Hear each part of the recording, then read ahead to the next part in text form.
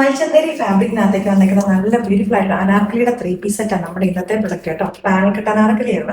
അതിന്റെ ഏറ്റവും ഹൈലൈറ്റ് എന്ന് പറഞ്ഞിട്ടുണ്ടെങ്കിൽ ഇവിടെ ജസ്റ്റ് ഒരു പോട്ട്ലി ബട്ടൺ കൊടുത്തിട്ട് മാത്രമേ ഉള്ളൂ. ബാക്കി ഫുള്ള് അതായത് നമ്മുടെ ടോപ്പിന്റെ ബാക്കി ജസ്റ്റ് സിമ്പിൾ പാനൽസ് മാത്രമേ വരത്തുള്ളൂ. ഹാൻഡ് വർക്കോ എംബ്രോയിഡറി ഒന്നും ടോപ്പിന്റെ ബോഡിയിലേക്കില്ല. സ്ലീവിലേക്കാണ് പിന്നെ എംബ്രോയിഡറി വർക്ക് കൊടുത്തേക്കുന്നത്. പിന്നെ ഹൈലൈറ്റ് വന്നേക്കുന്ന മുഴുവൻ ഇതിന്റെ ദുപ്പട്ടയാട്ടോ. ഈ ഒരു വൺ സൈഡിലേക്ക് ഫുള്ളായിട്ട് ഇതിന്റെ ദുപ്പട്ടയിലേക്ക് ആ ഒരു സെയിം എംബ്രോയിഡറി വർക്ക് വരുന്നുണ്ട്. സ്ലീവിന്റെ എൻ പോർഷനിലേക്കായിട്ട് സ്കാലപ്പ് ഡീറ്റെയിലിംഗും വരുന്നുണ്ട്. നല്ല ഭംഗിയുള്ളൊരു കളറാണ്.